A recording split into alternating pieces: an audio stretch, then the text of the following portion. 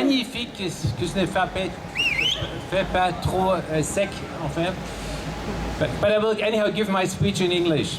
I'm Björn, I'm from Germany. I'm one of those countries that follow a very similar approach to Belgium. And it is simply so much 1980s that we will phase out our nuclear power plants by the end of this year and next year.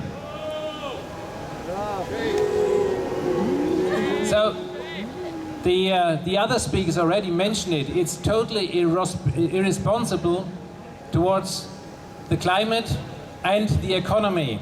So if we shut down those power plants, we will need 50 to 70 million carbon emissions more than before. So we're not going down in emissions, we will go up. And it won't be gas that's replacing them, it's coal. That's what we have in Germany. And in order to secure the supply, the power supply, it will be coal that will be burned and not gas. So that brings us to 70 million. What does it do to the emission market? They're getting more scarce, hence more expensive for everybody. And that is so irresponsible.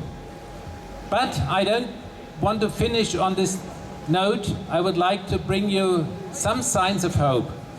Within Germany, there are, for the very first time, clear signs that the tide might be changing. And I'm hearing this from Brussels as well, from the European Commission. More and more media deal with nuclear energy, something unheard of only 2-3 years ago when we started this movement. Many politicians are cautiously speaking up for nuclear in Germany, and I'm hearing this a little bit everywhere. So they say, nuclear is the elephant in the room of the climate debate. We can't afford to switch off our power plants. Or even Armin Laschet, the conservative candidate for running for chancellor in 2 weeks' time, when we have national elections, this Monday only said, well, maybe the phase-out was not the best thing to do. That hasn't been heard of for decades, that people speak positively about nuclear energy. And this is our success. We fought for it, and we will continue to fight for it. So we want nuclear.